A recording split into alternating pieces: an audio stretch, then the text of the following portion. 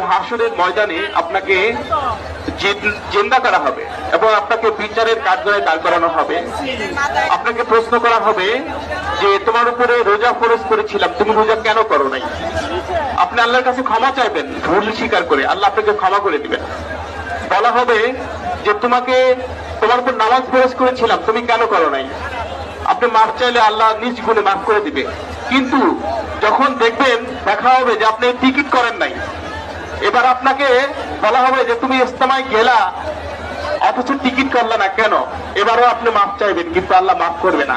কেন মাফ করবে না? কারণ হচ্ছে হক দুই প্রকার, একটা হচ্ছে হকুল্লাহ আল্লাহর হক, আরেকটা হচ্ছে হকুল ইবাদ বান্দার হক। আপনি রোজা করেন নাই, যাকাত দেন নাই, হজ করেন নাই, এটা আল্লাহর হককে নষ্ট করেছেন, আল্লাহ নিজ গুণে ক্ষমা করে দিবে। কিন্তু টিকিট করেন নাই, এটা 20 কোটি মানুষের হক, এই হক আপনাকে আল্লাহ তাআলা মাফ করবে না। আপনার উপর সিদ্ধান্ত হবে আপনাকে ঋণ শোধ করতে হবে। কিভাবে ঋণ শোধ করবেন? আপনাকে বলা হবে যে তুমি টিকিট করো নাই, এই ঋণ শোধ করো।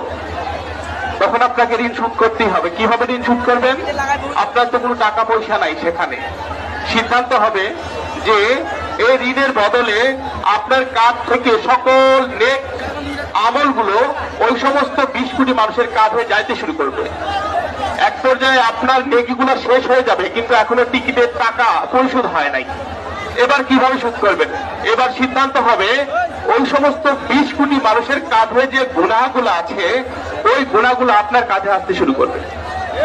এবার আপনার সমস্ত নেকি তো হারাইলেন, আর উল্টা কাঁধে অসংখ্য পাহাড় সমান গুনাহের বোঝা নিয়ে আপনি খুব চিৎকার করবেন আর বলবেন, আল্লাহ আপনি আমাকে আরেকটাবার সুযোগ দেন, আমি ইজতেমায় যাব, সমস্ত নেক আমলগুলো ঠিক মতো করবো, আমি নিজেও টিকিট করব এবং অন্যদেরকেও টিকিট করতে বাধ্য করব, কিন্তু আপনাকে সেদিন আর সুযোগ দেওয়া হবে না।